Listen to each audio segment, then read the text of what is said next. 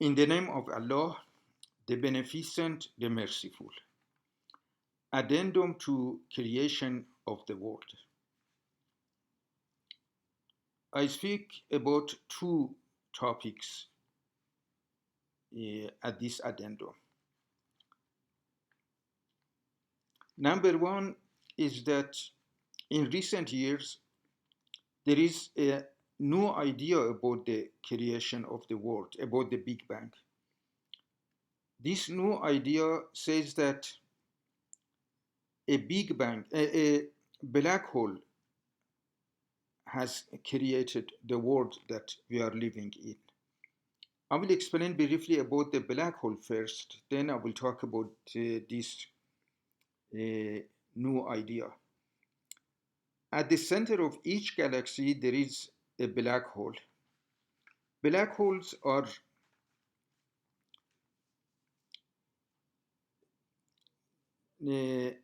made of lots of dead stars, thousands of millions of the dead stars, which are condensed to each other very tightly, and they have become small.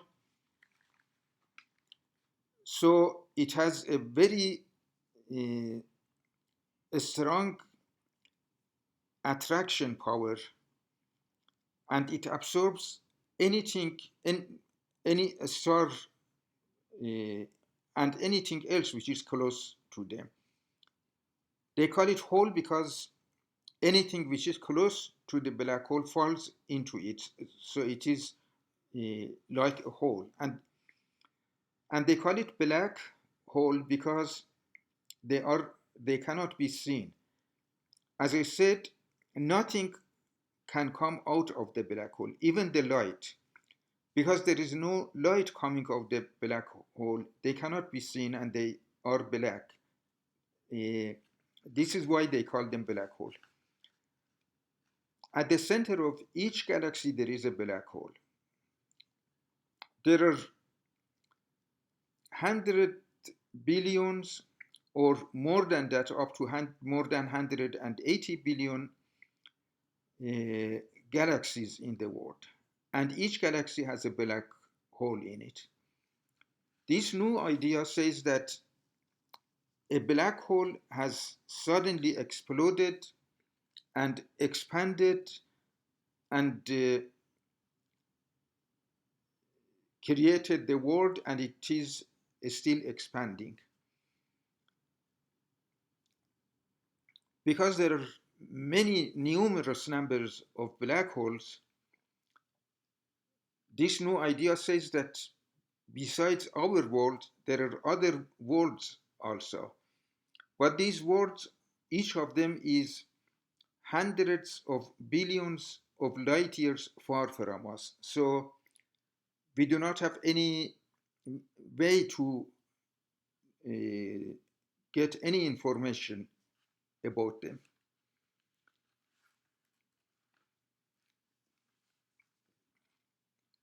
So the Big Bang, this new idea, was started by a black hole. Here again, there is a question that one should answer. These black holes, which were so condensed with so much attraction power, who created them? The only answer is the God. The second thing that the second subject that I want to talk about them is that, as I said, there in our world, the world which is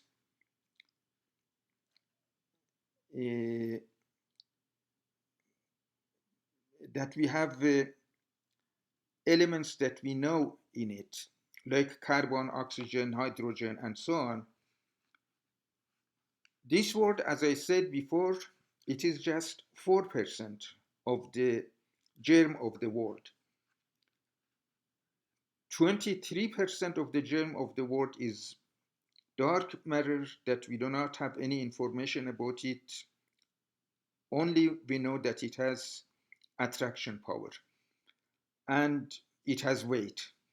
And the 73% of that is dark energy, and the only information about the dark energy is that it is expanding the world. In this world, which is just 4% of the germ of the whole world, as I said, it has 18 or 25 dimensions, but just four of them are opened. These four are the length, the height, and the width, that together they make the space, and the fourth one is the time. So together they are space time.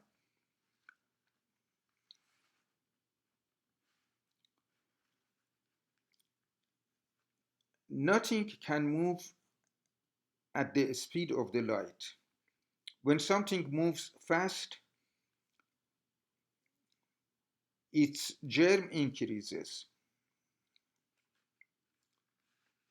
The fastest something moves, the more its germ increases. And at the speed of the light, the germ of the thing which is moving, its germ becomes infinite. So nothing can move by the speed of the light. The speed of the light is a lot, of course. It is 180.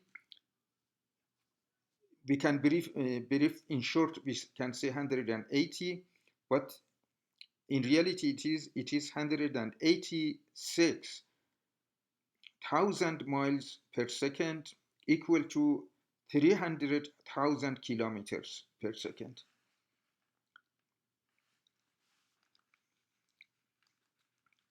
Of the other 18 or 25 dimensions of the world that we cannot use them, the astronomers and cosmologists state that if some of them open and we can use them, we can move millions times faster than the speed of the light.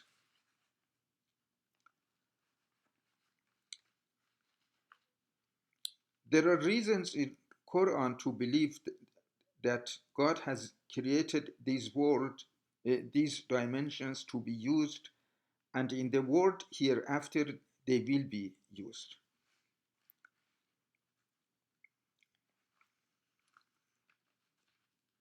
I bring three reasons from Quran.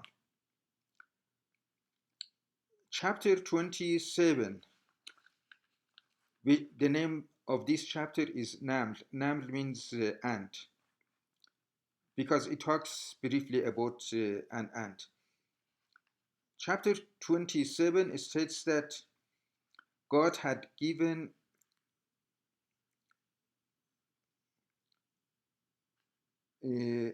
special powers to Prophet Solomon. And also he had a very strong army that even in the future there will not be such a strong army. The army was composed of jinns and human beings.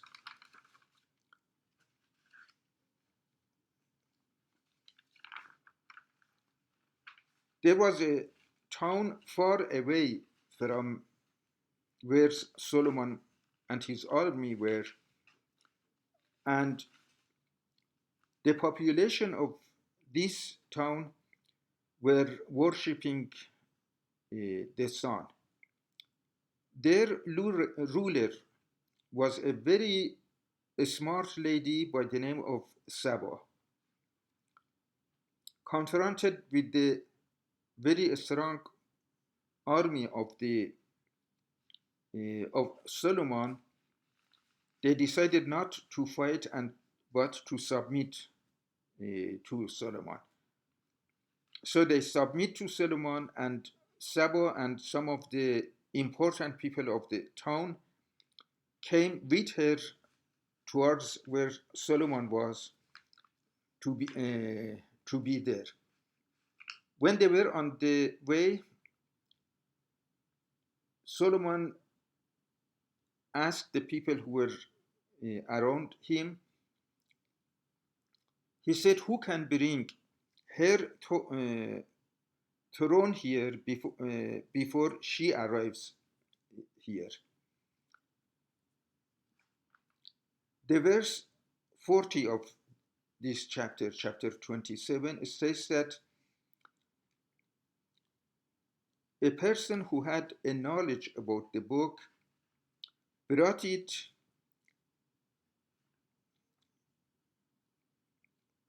in the twinkling of the eyelid, in the twinkling of the eye. Twinkling of the eye is about 100 times less than a second, or even more than that, maybe 1,000 times or more, less than a second. In this split of the second, this person went to the city that the throne of Saba was and brought it to Solomon. It seems that the knowledge of the book that this verse says, it says that he had a knowledge of the book. It seems that this knowledge was the ability to use one of these dimensions and move millions times faster than the speed of the light.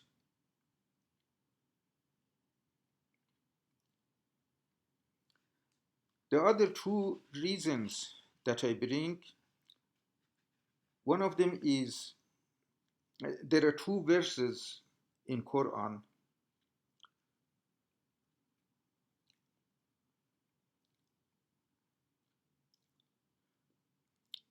These two verses state that the whole world becomes the heaven. The whole world will become a garden, which is the heaven. One of these two verses is in chapter 3, verse 133. It states, "Hasten to forgiveness from your Lord, and the garden, the extensiveness of which is the heavens and the earth." The other one is in chapter 57, verse 21. It states, "Hasten to forgiveness from your Lord, and to a garden, the extensiveness of which is the extensiveness of the heaven and the earth." According to these two verses, those who are fortunate enough to go to the heavens, not to the hell, to be able to move in the whole universe, which was uh, the garden, the heaven that they would go there, enabled to move there, they should be able to move millions times faster than the speed of the light to go from one place to another. Thank you very much.